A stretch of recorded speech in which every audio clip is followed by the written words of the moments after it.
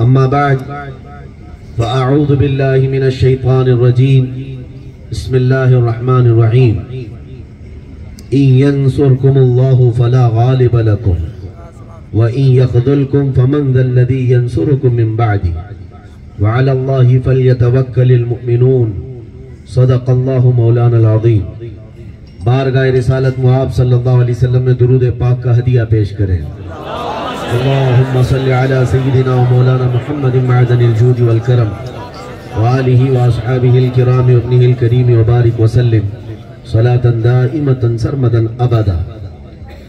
नाज़िम इजलास ने जो कुछ भी कहा मेरे मुतालिक सच है और मैं यही अर्ज भी करता हूँ, या रसूल अल्लाह, तेरे इश्क की बदौलत मुझे जिंदगी मिली है।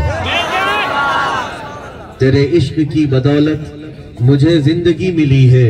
मेरी बात बन गई है तेरी बात करते करते। मेरी बात बन गई है तेरी बात करते करते। और अब है जो जिंदगानी बाकी ये इरादा कर लिया है जो जिंदगानी बाकी ये इरादा कर लिया है। तेरे मुनकिरों से आका मैं मरूंगा लड़ते लड़ते।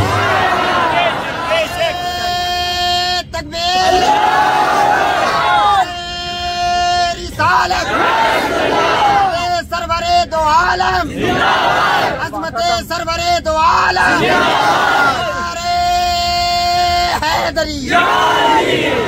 तेरे मुनकिरों से आका मैं मरूंगा लड़ते लड़ते।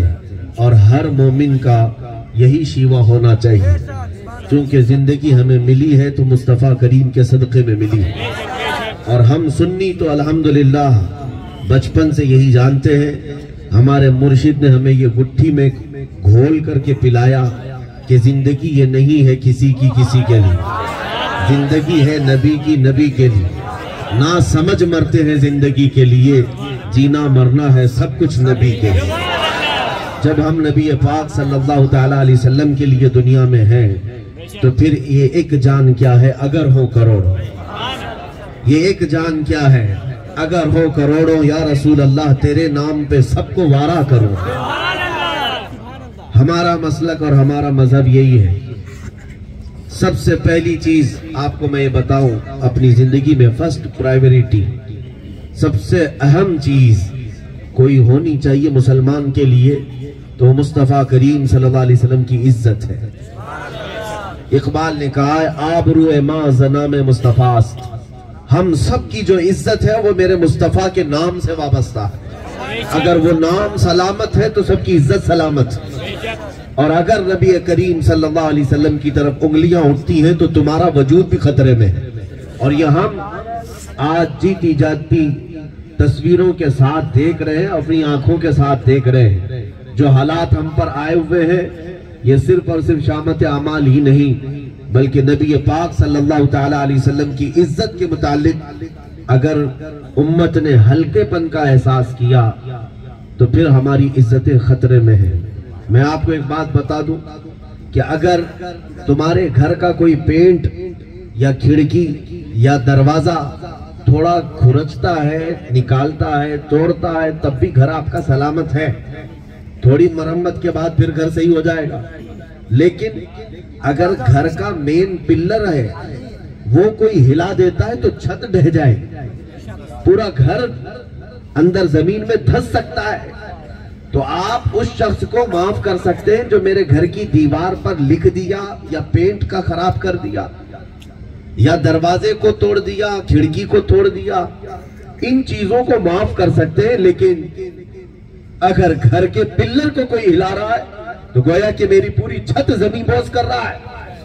एक बात याद रखें, हमारी टोपियां छिन गई, दाढ़ियां छिन गई या फिर हमारी खानकाहें मसाजिद के साथ बेहुरमतियां हुई, ये वो मामलात है जिसको लड़ते भिड़ते हम सही कर लेंगे। लेकिन नामों से मुस्तफा करीम सल्लल्लाहु अलैहि वसल्लम हुजूर पाक की इज्जत हम सब के लिए वो अजीम पिल्लर है कि अगर ये हिल गया तो पूरी कायनात की हमारी इज्जत खत्म है। ये वो अजीम पिल्लर और उस सुतून का नाम है। इसी को तो आला हज़रत फाजिल बरेलवी रहमतुल्लाह अलैह ने फरमाया था, वो जो न थे तो कुछ न थे, वो जो न हो तो कुछ ना, अगर नबी पाक नहीं तो कुछ नहीं है। जान है वो जहान की, जान है वो जहान की, याद रखो, जान है वो जहान की, और जान है तो जहान। अगर नबी पाक सल्लल्लाहु ताला अलैहि वसल्लम की इज्जत के लिए तुम हसास नहीं, अगर तुम सेंसिटिव नहीं है, तो फिर बेगैरत लाशें हैं जो सिर्फ जमीन पर घूम रही है। और अगर एहसास बेदार है तो फिर चाहे तुम्हारा सब कुछ छिन जाए, लेकिन तुम्हारा वजूद बड़ा कीमती होगा। हमने दुनिया में देखा है, तुम्हारे गाड़ी बंगले और तुम्हारे तख्त और ताज से दुनिया घबराती नहीं।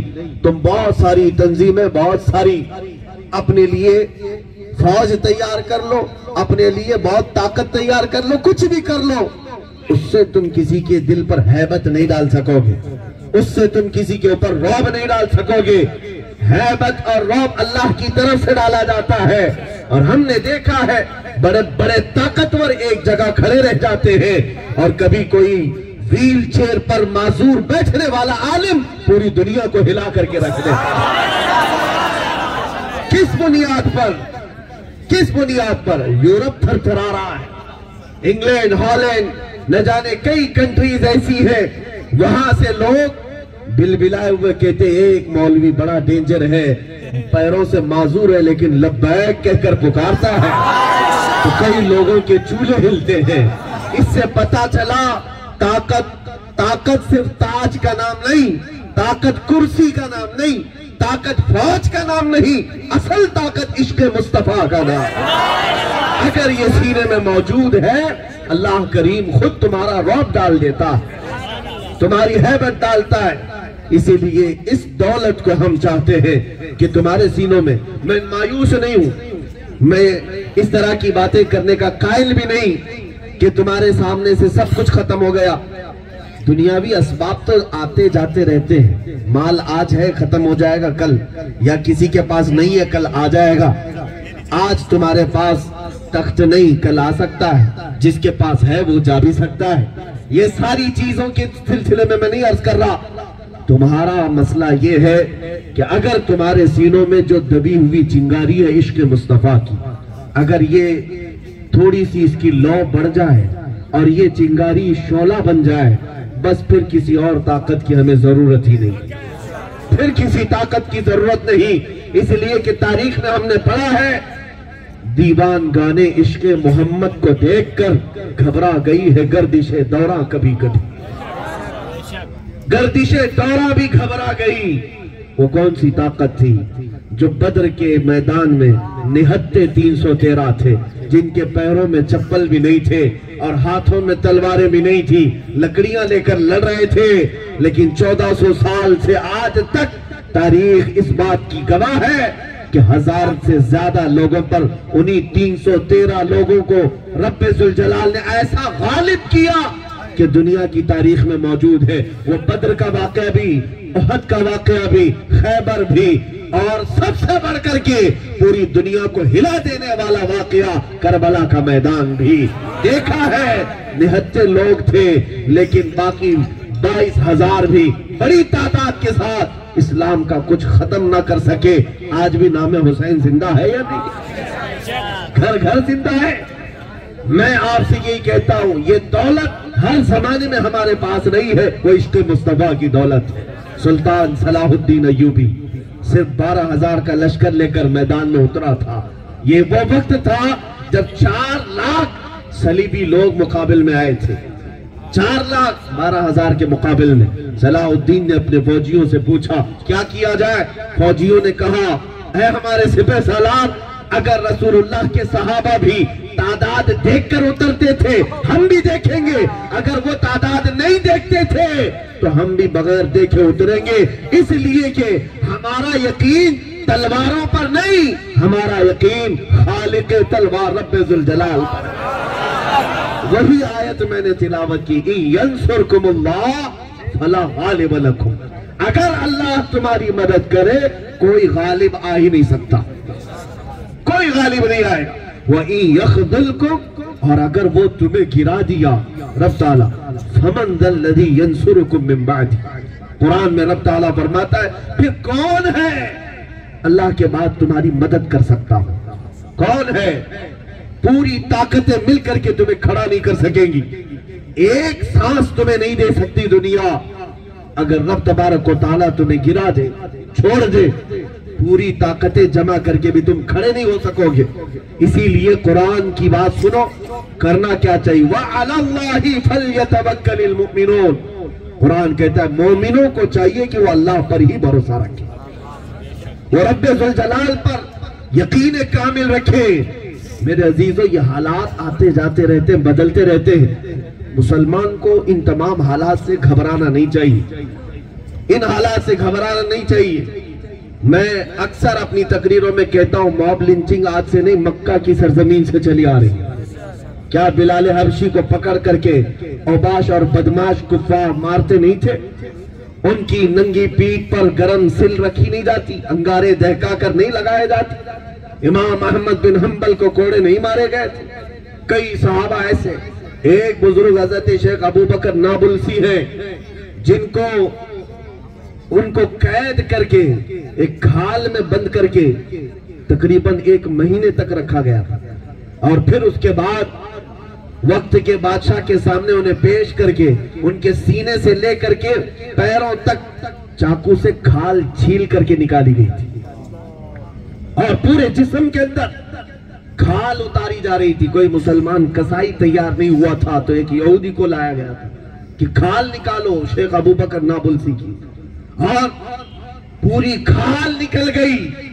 तब भी वक्त का बादशाह पूछ रहा था अबू बकर नाबुल्सी से, अब क्या कहते हो? दर्द की शिद्दत तो देखो, दर्द की शिद्दत तो देखो, हमारे मुकाबिल में आए कैसे?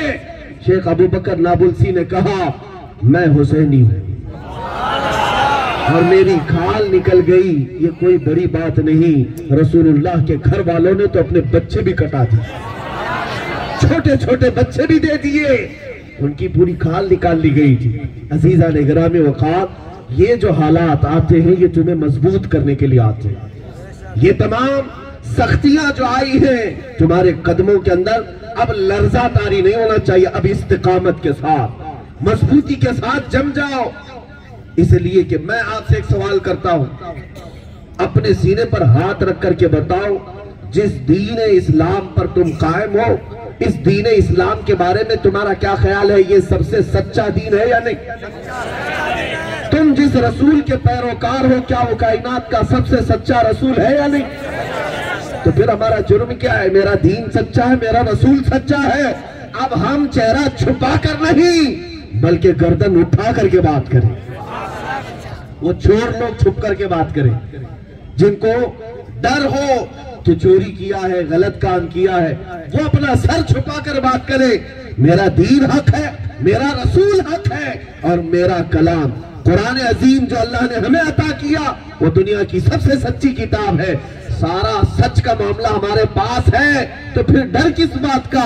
इसीलिए तो आला हजरत ने कहा था, खौफ ना रख रजा जरा, तू तो है अब्दे मुस्तफा। खौफ ना रख रजा जरा, तू तो है अब्दे मुस्तफा। अब्दे मुस्तफा किसको कहते हैं? मुस्तफा करीम के गुलाम को। जब तेरी निस्बत नबी पाक से है तो डरता किस बात क्या? खौफ ना रख रजा जरा, तू तो है अब्दे मुस्तफा, तेरे लिए अमान है, तेरे लिए अमान है। लोग ये कहते हैं। मेरे अजीजों, अभी मैं बगदाद शरीफ की हाजिरी से वापस आया तो वहां पर एक आलिम दीन भी है और बड़े चाहने वालों में से, उन्होंने कहा हमारे यहाँ तो हालात मुसलमानों के हैं, आपके यहाँ तो बड़े सख्त हालात हैं, और ऐसे में आप ये बोलते हैं, क्या इन तमाम चीजों का डर नहीं लगता या खौफ नहीं होता? मैं ये अपनी बड़ाई के लिए नहीं कह रहा हूं, मैं आला हजरत के उस शेर पर यकीन रखता हूं। मैंने सिर्फ इतना ही कहा था उस बड़े आलिम दीन से कि हाँ, हालात तो आप सोशल मीडिया में देखते होंगे, हम मैदान पर है मालूम है, लेकिन साथ में हमारे बुजुर्गों ने हमें ये तालीम दी है, क्या दबे जिस पे हिमायत का हो पंजा, बल्कि हम तो ये कहते हैं क्यों दबे, क्यों दबे जिस पे हिमायत का हो पंजा तेरा, शेर को खतरे में लाता नहीं कुत्ता तेरा। हाँ, लोग आप सबसे भी मैं यही कहना चाहता हूं, तुम्हारा दीन हक है, तुम्हारा रसूल सच्चा है, तुम्हारा कुरान सच्चा है, तो डर किसी बात का नहीं। चोर लोग डरे और वो आतंक फैलाने वाले डरे कि क्या होना है। हम तो दीन इस्लाम के पैरोकार हैं। अल्हम्दुलिल्लाह ये दीन हक्कानियत के साथ क़यामत तक जिंदा रहने वाला है, क़यामत तक रहने वाला है, कोई कुछ न कर सकेगा। हम तो हमारे बुजुर्गों से ये भी सुनते आए, लोग हो सकता है किसी लाठी डंडे से डर करके अपने तमाम यानी होश और हवास खो बैठे हैं। कुछ लोगों का हाल ये, जोश और होश में फर्क नहीं कर पाते, जोश में बहुत सारी चीजें कर जाते हैं, उसके बाद कोई सख्ती आई तो सब छोड़कर भागे। नहीं, हमारा हाल ये है। अल्हम्दुलिल्लाह बुजुर्गों ने हमें सिखाया है, ये ऐरे गैरे जो ढूंढते फिर रहे हो उनसे हम क्या डरे। क़यामत के दिन भी अल्हम्दुलिल्लाह हमारा हाल ये होगा, ढूंढाई करे सदरे क़यामत के सिपाही, ढूंढाई करे सदरे क़यामत के सिपाही, वो किसको मिले जो तेरे दामन में छुपा। हमारे लिए सबसे सेफ मकाम, सबसे महफूज मकाम वो दामन मुस्तफा है। वो जिसे मिल गया वो दुनिया की सबसे बड़ी दौलत का हामिल है। इसी को मुर्शिद गिरामी हुजूर ताजुश शरिया ने फरमाया था, बुल हवस सुन, सीमो जर की बंदगी अच्छी नहीं। बुल हवस किसको कहते हैं? नफ्स का पुजारी, ख्वाहिशात के पीछे चलने वाला। उसके लिए फरमाते हैं कि बुल हवस सुन, सीमो जर की बंदगी अच्छी नहीं। सीमो जर चांदी सोने को कहते, तुम चांदी सोने के पीछे भाग रहे हो। बुल हवस सुन, सीमो जर की बंदगी अच्छी नहीं, उनके दर की भीख अच्छी, सरवरी अच्छी नहीं। वहां की गदागरी भी मिल गई मुस्तफा करीम के दरबार की। हमारे लिए बहुत महफूज मकाम है, बहुत महफूज मकाम है। अल्हम्दुलिल्लाह हमने महसूस किया है कि खौफ अगर किसी बात से निकलता है तो वो इश्क मुस्तफा से निकलता है। नबी पाक सल्लल्लाहु ताला अलैहि वसल्लम के कदमों में आकर देखो, अल्लाह करीम तुम्हारे सीने को और मजबूत फरमा देगा, तुम्हारे दिल को मजबूत कर देगा। आज मैं महसूस करता हूँ, उलमा भी जानते हैं, आप भी जानते हैं कि यहाँ के हालात के बाद, आप तो मुझे जिस वाक़े से जानते वो तकरीबन सबको पता है, जिस खबीस मलून पाखंडी की वजह से आज उनके हालात क्या है। गुफे में बैठे हुए बाहर आना भी मुश्किल, बल्कि कुछ का तो हाल ये है, धोबी का कुत्ता न घर का न घाट का, कुछ कहीं का नहीं रहा। आप तो देखे हुजूर की तरफ उंगली उठाए, कुरान की तरफ उंगली उठाए, रब तबारक व तआला ने तुम्हारे खानदान को खत्म कर दिया। अल्लाह रब्बुल इज्जत की तरफ से मार ऐसी पड़ी, उस राफजी कुत्ते को नाम भी खत्म, दीन भी खत्म, बीवी बच्चे भी गए और सब कुछ गया, सड़क छाप और गटरों के बाहर पड़ करके अब कहे कि मुझे जान का खतरा है। हजीजा ने गिरामी अल्हम्दुलिल्लाह इधर देखो, एक उस गुस्ताख को जिसे पूछने वाला कोई ना हो, जिसे मजमे में आने से डर लगता हो, 8 साल के बच्चे से भी डर लगता है। और अल्लाह का फजल और करम ये है, मुस्तफा करीम की निस्बत ने हमें हजारों के मजमे में तन्हा रखा है और हर जगह जाते हैं तो ये इज्जत जो नहीं मिलती है वो मेरे बाप की वजह से नहीं, मेरे मुस्तफा के कदमों की वजह से है।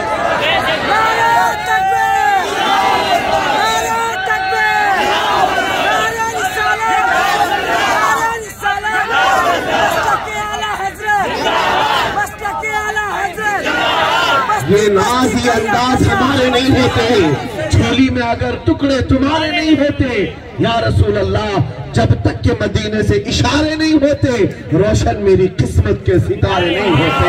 इसीलिए मजमे से यही कहूंगा, बेदाम ही बिक जाइए बाजार नबी में, बेदाम ही बिक जाइए बाजार नबी में। इस शान के सौदे में खसारे नहीं होते, इस शान के सौदे में खसारे नहीं होते। मेरे हाल मैं गुफ्तगू की तरफ आता हूँ, बहुत अहम बात आपको, बहुत अहम बात की तरफ ले चलता हूँ। जिंदगी में बहुत सारी चीजें आती हैं, कठिनाई, मुसीबतें, मशक्कतें, बर्दाश्त करने की आदत डाल लो। हमें सब्र इस्लाम ने सिखाया है, लेकिन किन चीजों में? रोटी ना मिले सब्र कर ले, खाना ना मिले सब्र कर ले, आज घर की छत नहीं है सब्र कर ले, कपड़े नहीं मिले सब्र कर ले, बहुत सारी नेमतें न मिलने पर सब्र की तलकीन की गई है।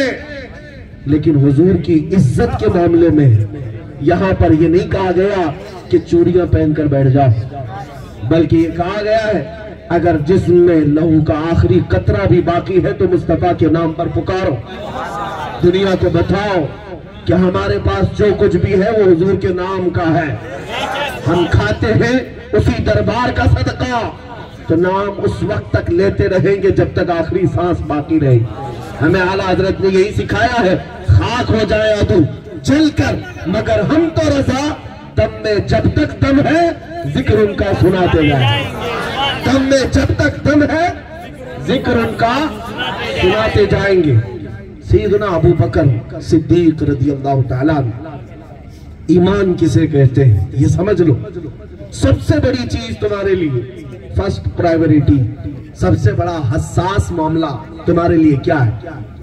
हजरत अबू बकर सिद्दीक रज़ियल्लाहु ताला सबसे पहले इंसान वो है इस्लाम में जिन्होंने हरम काबा में पहला खुतबा दिया, सबसे पहले खुतबा देने वाले इस्लाम के बाद। और उस वक्त अभी 40 लोग भी इस्लाम में आए हुए नहीं थे। हजरत अबू बकर सिद्दीक हुजूर पाक सल्लल्लाहु अलैहि वसल्लम के साथ गए कि हम अलल ऐलान खुतबा देंगे। वो खुतबा देना ही शुरू किए थे कि कुफार कुरैश उनके ऊपर हमलावर हो गए और सब इधर उधर से पकड़कर मारने लग गए। हजरत अबू बकर सिद्दीक को हाथों से घोंसों से इतना मारा था कि पूरा जिस्म जख्मी हो गया, इतना कि चेहरे पर सूजन ऐसी आ गई थी कि उनकी आंखें नजर नहीं आ रही थी। हजरत अबू बकर सिद्दीक नबी पाक सल्लल्लाहु अलैहि वसल्लम के साथ गए थे हरम में, लेकिन हालात ऐसे बिगड़े कि लोगों ने मारपीट किया, जदोकोब किया। फिर सिद्दीक अकबर के खानदान वाले वहां मौजूद थे, कबीले बनु तमीम के लोग, उन्होंने उठाया हजरत अबू बकर सिद्दीक रज़ियल्लाहु ताला अन्हु को और घर ले आए। पूरा जिस्म टूटा फूटा जख्मी हालत में है और घर जब लाए तो उस वक्त उनके माँ बाप भी अभी इस्लाम में आए हुए नहीं थे। माँ देखकर परेशान हो गई अबू बकर सिद्दीक को कि इतना मारा जालिमों ने, और दिन भर उनके सामने खड़ी रही, तीमारदारी करती रही। शाम हो गई, वो रोती रही कि ये आंखें खोल ले, होश में आ जाए। लेकिन घर के बाहर ये चर्चा भी चलने लग गया कि अबू बकर सिद्दीक का अनकरीब इंतकाल होने वाला है, अनकरीब मौत आ जाएगी, इतना मारा जा चुका है। शाम हो गई, वो दूध की कटोरी या पानी लेकर के उनकी माँ खड़ी है सिराने के पास। रात का वक्त हुआ, जब उनकी माँ रोने लगी तो हजरत अबू बकर सिद्दीक को होश आया और आंखें खोली। माँ की पेशानी चमक गई, देखा बेटा जाग गया, बेदार हुआ, आंखें खोल चुका है। जल्दी से कटोरी दूध की लाई और कहा बेटा अबू बकर इसको पी लो, बहुत जख्मी हो, जगह जगह से खून रिस रहा है। हजरत अबू बकर सिद्दीक ने कटोरी को अपने हाथ से हटाया और कहा माँ पहले ये मालूम करो मेरे मुस्तफा की हालत क्या, नबी पाक सल्लल्लाहु अलैहि वसल्लम की खैरियत बताओ।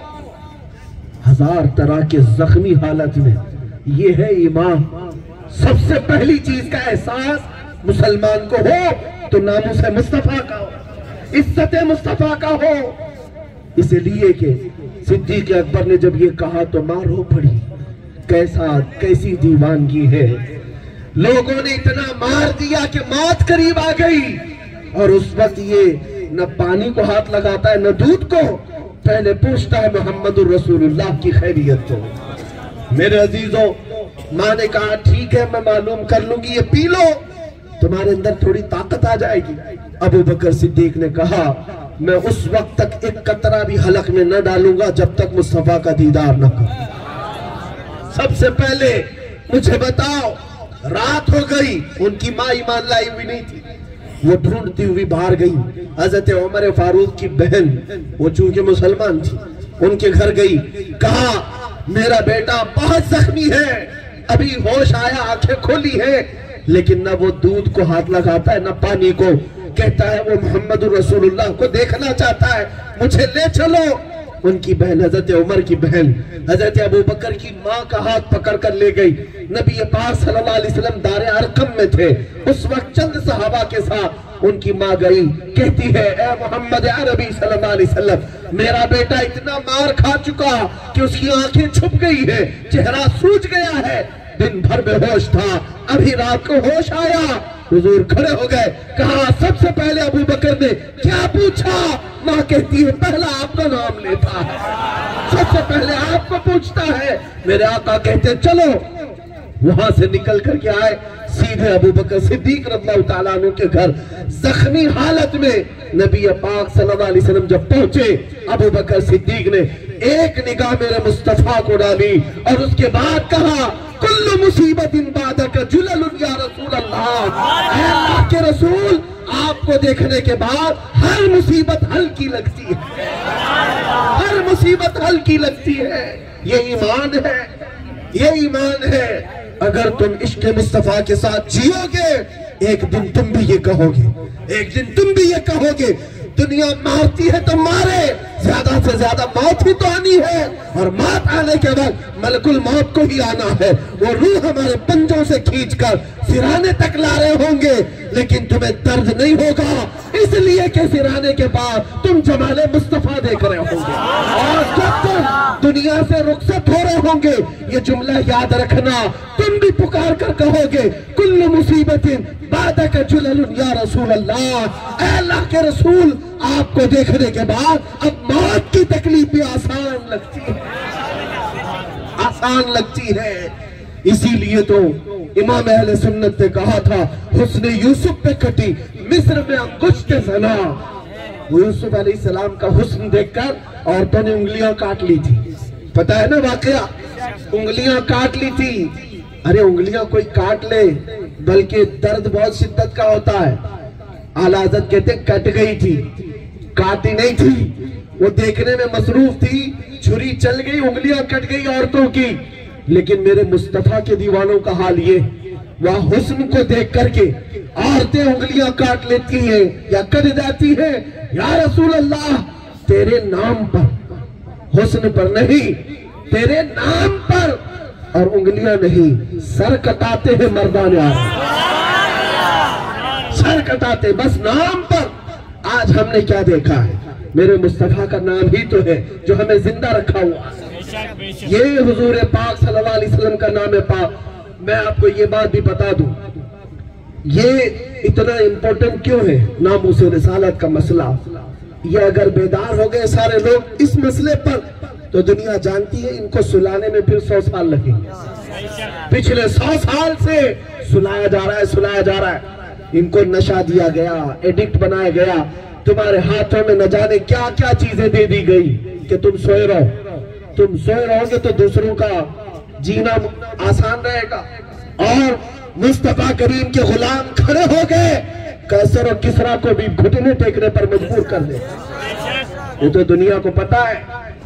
और तुम्हें जो बेदार रखती है चीज, तुम्हें बेदार रखने वाली चीज, वो सिर्फ तुम्हारी टोपीदारी नहीं, तुम्हें बेदार रखने वाली असल चीज इश्क मुस्तफा, मोहब्बत मुस्तफा। अल्हम्दुलिल्लाह मैंने देखा है, एक चीज पर मुझे बड़ा गर्व है, फख्र है मेरे इस मुल्क के अजीज हिंदुस्तान पर। दुनिया ने पिछले कई सालों से एक बहुत बड़ी साजिश के साथ हमारे मोहल्लों में ऐसा नशा बांटा है, ऐसा नशा कि अक्सर हमारे बच्चे उसके एडिक्ट हैं।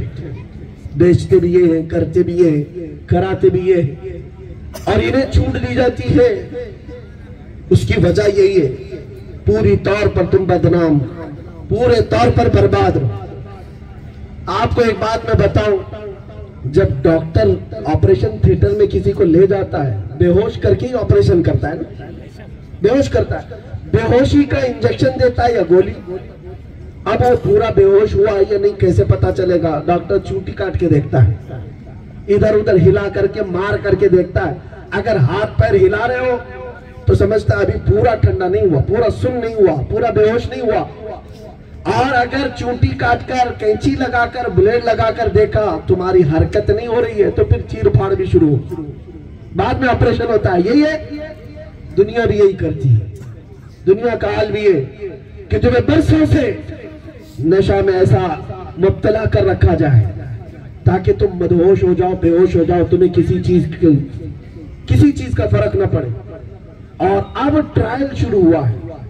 ये चूटी काटकर जो डॉक्टर देखता है होश में है बेहोश है, ये जो ट्रायल है हुजूर की गुस्ताखी करके देखते हैं होश में है या नहीं।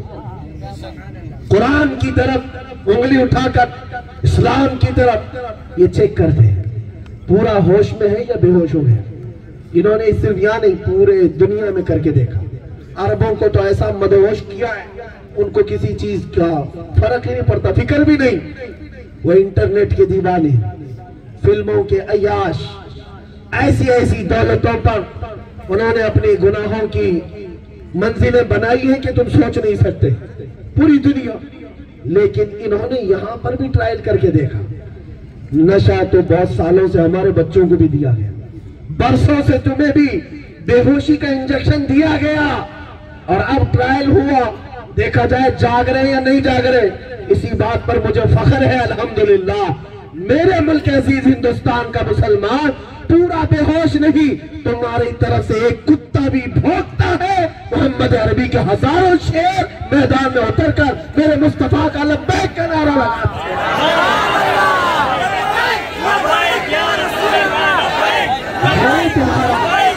ये तुम्हारा जागना, ये तुम्हारा वजूद बताता है हुजूर के नाम पर अभी जिंदगी बाकी है। इसीलिए कहता हूं न घबराओ मुसलमानों, अभी खुदा की शान बाकी है, अभी कुरान जिंदा है, इस्लाम बाकी है। इंशाअल्लाह अज़ीज़ ये बेदारी तुम्हारी रही तो फिर और 100 साल प्लान करने दो, और 100 साल मीटिंग करने दो, बस एक बार बेदार हो जाओ। इन्होंने अल्लामा किफायत अली काफी को मुरादाबाद में फांसी पर चढ़ाया था अंग्रेजों ने। किस वजह से जानते? एक आशिक रसूल थे, बोलते थे तो हजारों लोग उनकी तरफ सुनने को बेकरार होते। जुबान में असर था, और जुबान में असर इतना था कि अंग्रेजों को गिरफ्तार करने के लिए मौलाना को 3000 लोग लगे, 3000 लोग लाए थे एक मोहम्मद अरबी के शेर को पकड़ने के लिए। आलिम रब्बानी को गिरफ्तार किया और 7 दिन तक उनके जिस्म पर इस्त्री फेरते थे गरम, और जब चमड़ी जलती थी तो उस पर नमक छिड़कते थे। उस आशिक रसूल का इम्तिहान हुआ। हफ्ते भर के बाद बड़े मजमे में ले जाकर चौराहे पर किफायत अली काफी रहमतुल्लाह अलैह, इसी हिंदुस्तान की बात कर रहा हूं, आजादी के मौके पर हमारे इन उलमा को ये लोग याद भी नहीं रखते जिन्होंने अपनी जानें दे दी इस मुल्क में। किफायत अली काफी को फांसी पर चढ़ाया था। उस वक्त जानते हैं उनकी पेशानी पर एक सिलवट भी नहीं थी। किफायत अली काफी जब जा रहे थे, ना गमगीन, ना मुतफक्किर, ना किसी तरह का टेंशन, फांसी के फंदे पर जाते हुए गुनगुना रहे थे, कोई गुल बाकी रहेगा न चमन रह जाएगा, पर रसूलुल्लाह का दीन हसन रह जाएगा, सब बना हो जाएंगे काफी वो, लेकिन हश्र तक नाम हजरत का जुबानों पर चलन रह जाएगा। ये कहते हुए गए, फांसी पर चढ़ गए। अंग्रेजों ने एक हफ्ता भर जश्न मनाया था, एक मौलवी को खत्म कर दिया। मैं आपको कहता हूं आज अगर मैं मर भी जाऊं, मुझे अगर मार दिया जाए, किसी बात की फिक्र की जरूरत नहीं।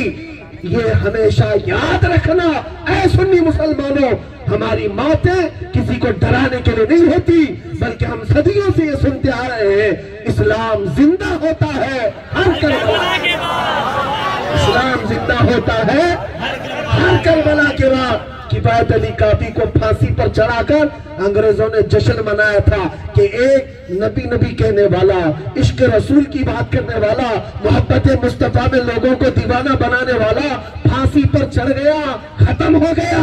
जश्न मनाते रहे, लेकिन उनको खुदाई कानून मालूम नहीं, कुदरत का कानून मालूम नहीं।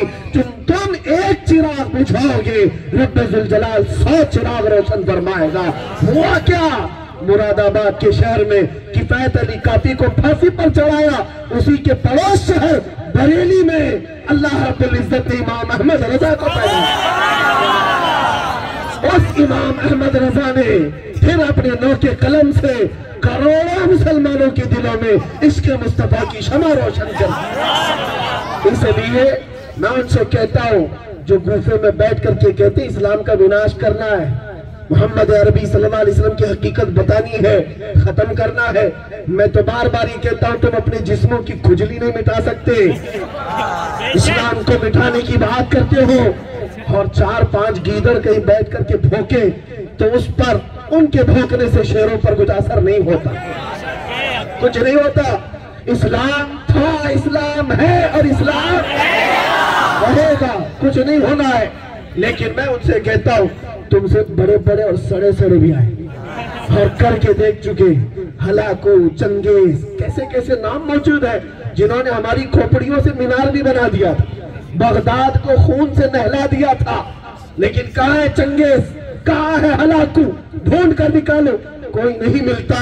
जिस बगदाद को खून से नहलाया था, आज भी जाओ उस बगदाद में मेरे गौस का रोजा आज भी चमक रहा है, आज भी नीला गुंबद चमक रहा है, लाखों को अपनी तरफ बुलाता है। मेरे अजीजों, आला हजरत ने सच कहा, या रसूल अल्लाह तू घटाए से किसी के न घटा है न घटेगा, जब बढ़ाए तुझे अल्लाह ताला से। मिट गए, मिटते हैं, मिट जाएंगे आदा तेरे, न मिटा है न मिटेगा कभी।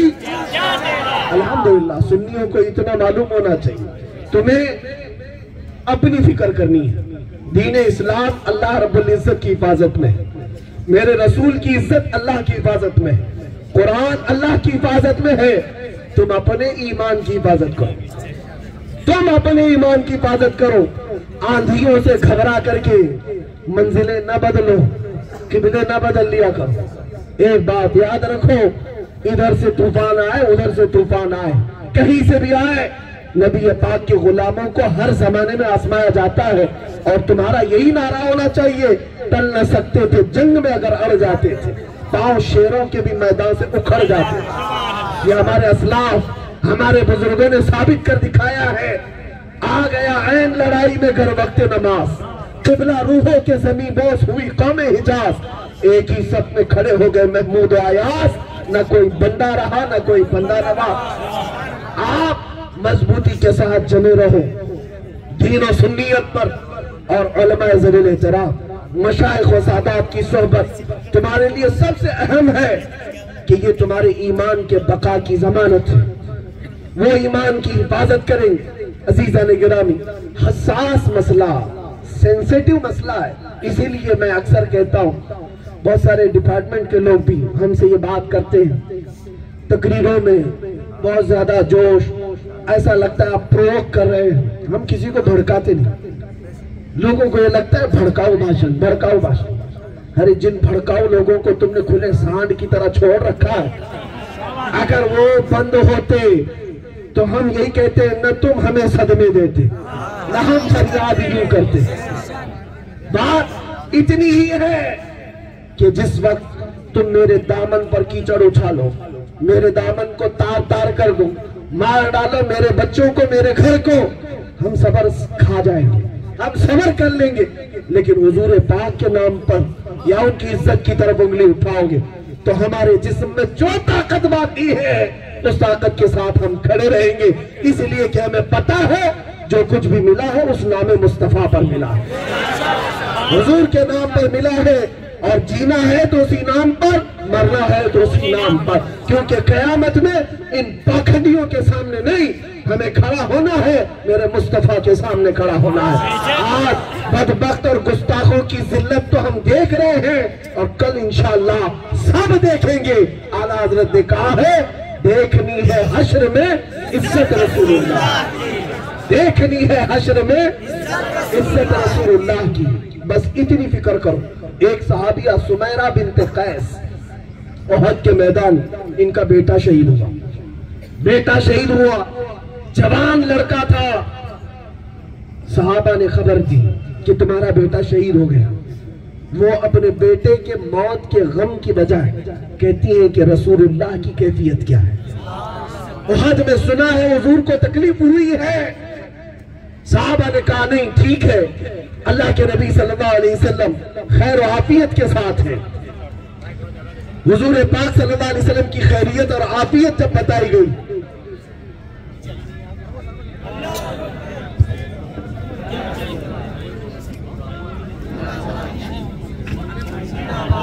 वजह खराब लोग इस्तेमाल करें। हज़रत अल्लामा मोइन मियां शरीफ। चलो भाई आराम से अरे पिटा देना उधर सबको। आवाज में भाई बैठ जाओ, सब लोग बैठ जाओ। चलो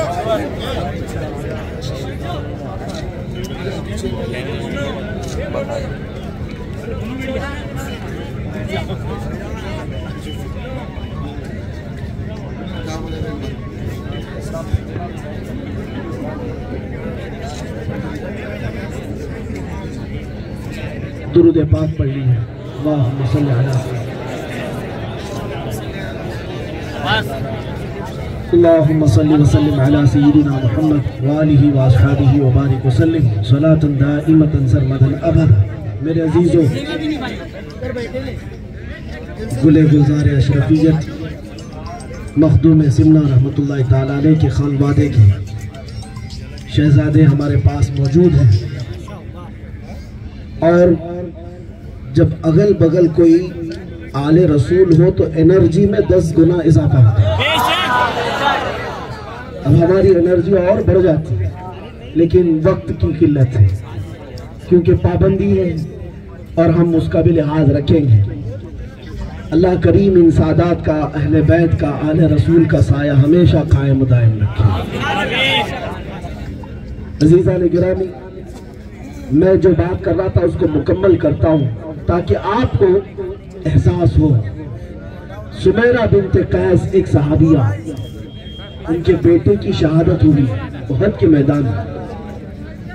और जब सहाबा ने उन्हें खबर दी तो सबसे पहले ये कहती है कि रसूल पाक सल्लल्लाहु अलैहि वसल्लम की कैफियत क्या है ये बताओ। सुना है कि अल्लाह के नबी सल्लल्लाहु ताला अलैहि वसल्लम उहद के मैदान में जख्मी हुए हैं। सहाबा ने कहा हुजूर खैर और आफियत के साथ है। वो सहाबिया कहने लगी मैं उस वक्त तक मुतमईन नहीं होंगी जब तक हुजूर को अपनी आंखों से न देख लूं। बेटा शहीद हुआ है, मैदान में लाश पड़ी हुई है, लेकिन माँ कहती है कि पहले मैं रसूलुल्लाह को देखना चाहती हूँ। वो माँ का जिगर कैसा, वो माँ का कलेजा कैसा। मेरे अजीजों, ये जुबानी तौर पर बोलना आसान है, प्रैक्टिकल बहुत मुश्किल होता है। नबी पाक सल्लल्लाहु अलैहि वसल्लम के लिए अपने दिल में सबसे अजीम हिस्सा रखना, यही ईमान का हिस्सा, यही ईमान है। अला ला ईमान लिमन ला मोहब्बत। और इकबाल ने कहा मुस्तफा बरसा खैश के दी हमाउस, अपने आप को नबी पाक के कदमों तक पहुंचा दो, यही दीन है, यही दीन है। माँ अपने बच्चे की उंगली टूटने पर भी बेकरार होती है। हमें पता है हमारे बेटे को अगर थोड़ा जख्म भी हो जाए बेकरारी बढ़ जाती है, हमारी नींदें खराब होती, बुखार आ जाए तो लेकर इधर उधर घूमते फिरते हैं। लेकिन जिसका बच्चा जख्मी हालत में इंतकाल कर चुका हो, शहीद हो चुका हो, मैदान में लाश पड़ी हो, उस वक्त माँ ये कहती है कि पहले मैं मेरे मुस्तफा को देखूंगी, नबी पाक को देखूंगी। ये ईमान का वो आला दर्जा है। और उसके बाद जब सहाबा उस खातून को लेकर आए मेरे नबी पाक सल्लल्लाहु अलैहि वसल्लम के पास, अपनी आंखों से देखने के बाद वो खातून मदीने की अपना दामन फैलाती और कहती है अगर मेरा चांद सलामत है तो पूरी कायनात सलामत है, अगर रसूल पाक सलामत है तो फिर हर मुसीबत मेरे लिए हल्की है, बेटे की मौत का गम भी हल्का है। अजीज़ान गिरामी, नबी पाक सल्लल्लाहु ताला अलैहि वसल्लम की इसी इज्जत और इसी मोहब्बत ने उन्हें औज सुरैया पर पहुंचाया था। औज सुरैया पर इसी बात का मैं दर्स देते हुए अपनी गुफ्तगू को खत्म करता हूँ। हमारे मसाइल का हल सिर्फ ये मीटिंगें नहीं। बहुत सारे लोग ये सोचते हैं किन किन मसाइल पर बात करेंगे, एजुकेशन के मसले पर, बेराहरवी के मसले पर, अखलाक में कमजोरी है, औरतों के मामलात पर, और तुम्हारे सियासी मामलात पर, तुम्हारे क़ियादत के मामलात पर, तुम्हारे बहुत सारे मामलात ऐसे हैं जिसको बैठ करके डिस्कस करने की जरूरत है। लोग कितने मसाइल पर बात करेंगे, सारे मसाइल का हल एक ही है, सारे मसाइल का हल एक है। जिसको इकबाल ने कहा कि मोहम्मद से वफा तूने, हम तेरे हैं ये जहां चीज है क्या, हो कलम तेरे हैं। आओ बारगाह मुस्तफा में अर्ज करते हैं, बहुत जी लिया मेरे आका, दुनिया की रंगीनियां देखा, अय्याशियां भी हो गई और रास्तों ने हमें गलत टक्कर पर डाल दिया, मगर अब होश आया है मेरे आका। वादा करता हूँ आज इस मजमे में बैठे हुए ये वादा करेंगे कि जिएंगे मेरे मुस्तफा के लिए, नबी पाक के अखलाक पर जिएंगे, हुजूर की सुन्नतों पर जिएंगे। आज ये अहद करके उठो और बारगाह मुस्तफा में नबी पाक को हाजिर और नाजिर जानते हुए यूं पुकारो, या रसूल अल्लाह, तहन में जुबान तुम्हारे लिए, बदन में है जान तुम्हारे लिए, हम आए यहाँ तुम्हारे लिए, उठे भी वहाँ। आखिर दावाना अनिल हम्दुलिल्लाहि रब्बिल आलमीन।